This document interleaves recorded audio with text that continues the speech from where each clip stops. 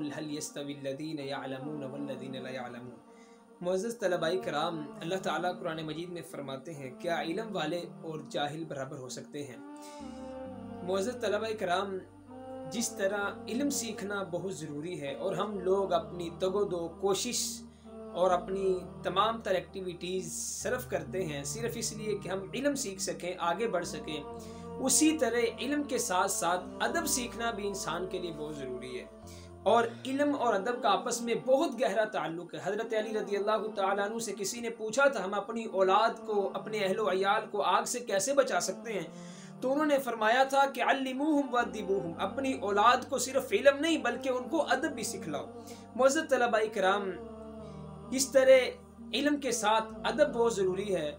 اسی حوالے سے ایک کتاب جس کے ذریعے ہم یہ جان پائیں گے کہ درس و تدریس، چونکہ ہمارا شعبہ، ہمارا کام پڑھنے پڑھانے سے متعلق ہے، یا تو ہم پڑھتے ہیں یا پڑھاتے ہیں، تو ایک ایسی کتاب کہ جو درس و تدریس کے آداب یعنی پڑھنے اور پڑھانے کے آداب سے ہمیں آگاہ کر سکتی، ایسی کتاب کا تعارف بے حد ضروری تھا۔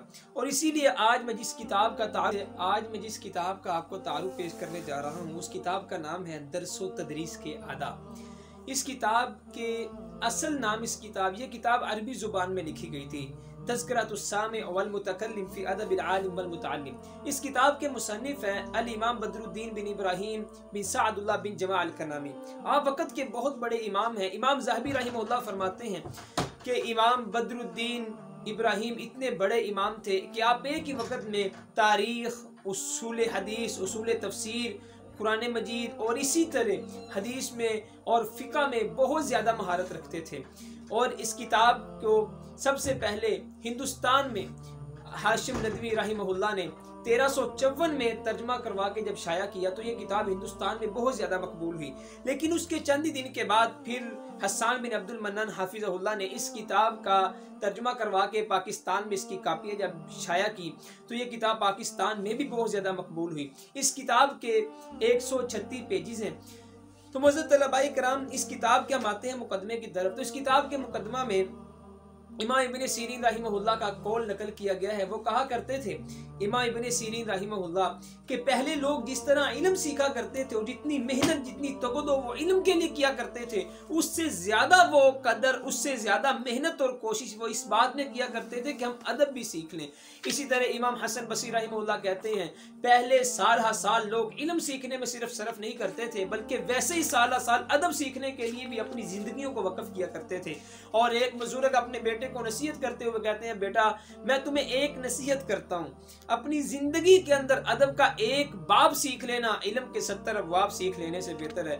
تو معزز طلباء کرام، آپ یہ جان سکتے ہیں کہ علم کے ساتھ ساتھ اگر آپ کے پاس ادب نہیں ہے، آپ اساتذہ کا ادب نہیں کرتے، تدریس سبق کا ادب نہیں کرتے، اپنے دوستوں کا ادب نہیں کرتے، جہاں پڑھتے ہیں اس جگہ کا ادب نہیں کرتے، تو میرے بھائی علم سیکھنا بہت مشکل ہو جائے گا آپ کے لیے۔ امام شافعی رحمہ اللہ سے کسی نے پوچھا نا آپ ادب کو کس قدر آگے رکھتے ہیں، ادب کے لیے کتنی محنت کرتے ہیں؟ تو امام شافعی رحمہ اللہ کہتے تھے کہ میرے بھائی جب بھی جس جگہ بھی ادب کی بات ہوتی ہے میں ہمتاً گوش ہو کر کے پوری توجہ کے ساتھ، پوری انہماک کے ساتھ بیٹھ جاتا ہوں تاکہ میں ادب کی بات کو لے سکوں۔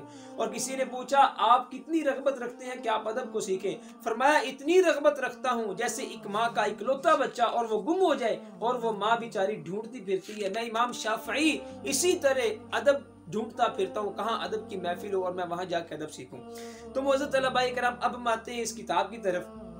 اس کتاب میں 5 باب ہیں، 5 ابواب، بہت ہی اچھی تقسیم اس کتاب میں ابواب کی گئی ہے۔ سب سے پہلے جو باب ہے اس کے اندر بتایا یہ گیا ہے علم اور اہل علم کی فضیلت کیا ہے، یعنی جو شخص علم سیکھتا ہے یا سکھاتا ہے یا جو شخص علم والا ہے اس کی اللہ کے ہاں کتنی عزت ہے، کتنی قدر ہے اور کتنی منزلت ہے۔ اسی طرح بے شمار آیات، بے شمار احادیث اس میں نقل کی گئی ہیں۔ اور دوسرا باب جو باب 2 میں اس کتاب کا، اس کے اندر بتایا یہ گیا ہے کہ ایک استاد اسے کن آداب کو ملحوظ خاطر رکھنا چاہیے، اور اس کے اندر 3 طرح کے نکات بیان کیے گئے ہیں۔ سب سے پہلا نکتہ یہ ہے کہ ایک استاد اپنے سباق میں، اپنے دروس میں کن کن آداب کو ملحوظ خاطر رکھے، اور دوسرا نکتہ جو بیان کیا گیا ہے وہ یہ تھا کہ ایک استاد کا اپنے طلباء کے ساتھ رویہ किस तरह का होना चाहिए और किस तरीके से अपने तुलबा के साथ पेश आए। और तीसरा नुक्ता जो इस में बयान किया गया है वो ये था कि एक उस्ताद अपने दरस में बैठ करके किस तरह से अपने असबाक को पढ़ाए और किस तरह से अपने असबाक का अदब करे और किस तरह से मेहनत और कोशिश के साथ तलबा को सही मानों में जो वो सीखना चाहते हैं उनकी तशनीगी को मुकम्मल करें। तो हम आते हैं बाब सोम की तरफ। तीसरा बाब है वो तुलबा से मुतालिक है। एक मुतालिम एक तालिब इल्म को किन सिफात का आदी होना चाहिए और एक तालिब इल्म को क्लास में बैठ करके किन आदाब को मलूज़ खातिर रखना चाहिए। और दूसरी बात असाज़ा के साथ एक तालिब इल्म का बिहेव रवैया कैसा होना चाहिए, वो किस तरह से अपने उस्ताद के साथ पेश आए। और तीसरी चीज़ अपने दरस में अपने असबाक के साथ वो किस तरह से पेश आए और किस तरह से उसमें अदब का ख्याल रखे। बाब चहारम इस किताब के अंदर वो किताबों के आदाब के मुतालिक है। एक तालिब इल्म को किस तरह की किताबें खरीदनी चाहिए, एक तालिब इल्म किस तरह से अपनी किताबों की हिफाजत कर सकता है और एक तालिब इल्म के लिए क्या जरूरी है कि वो कौन सी किताबों के साथ दिल लगी करे और किन किन किताबों के ऊपर हवाशी लिखे, लेकिन हवाशी लिखने का तरीक़ाकार क्या है, ये सारी चीजें बाब चहारम में बयान की गई हैं। अब हम आते हैं आखिरी बाब की तरफ जो कि बहुत अहम है, वो है हॉस्टल के भी आदाब होते हैं। जिस जगह आप पढ़ते हैं, जहां आप रहते हैं, जहां आप खा रहे हैं पी रहे हैं, आखिर वहां पे जिंदगी गुजार रहे हैं, उसके भी कुछ आदाब हैं। इस हवाले से हॉस्टल के क्या आदाब हैं, हॉस्टल के अंदर लड़कों के क्या आदाब हैं, अपने साथ दोस्त हैं जो आपके फ्रेंड हैं उनके कितने आदाब हैं, उनके साथ आपने कैसा बिहेव रखना है, उनके साथ कैसे पेश आना है।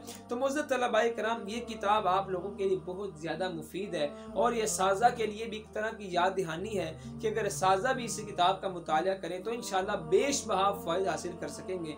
मैं उम्मीद करता हूँ कि आप इस किताब का मुताला ज़रूर करेंगे और तलबाए कराम आप अपने आप को संवारने की कोशिश करेंगे, अदब सीखेंगे और इल्म के साथ साथ अदब को भी साथ लेके चलेंगे। क्योंकि किसी ने कहा था ना, बा अदब बा नसीब, बे अदब बे नसीब। जो लोग अदब करते हैं अल्लाह उनको इज्जतें देता है, अल्लाह उनको ओजे सुरैया पे पहुंचा देता है, और जो लोग अदब नहीं कर सकते वो पूरी ज़िंदगी फिर धक्के खाते फिर रहे हैं और फिर पूरी ज़िंदगी उनको परेशानियों का सामना रहता है। मैं इंशाल्लाह उम्मीद रखता हूँ कि आप इंशाल्लाह इस किताब को पढ़ करके इस किताब से इंशाल्लाह फ़ायदा उठाएंगे, इस्तिफ़ादा करेंगे। अल्लाह आपका और मेरा हामी और नासिर हो। वस्सलाम।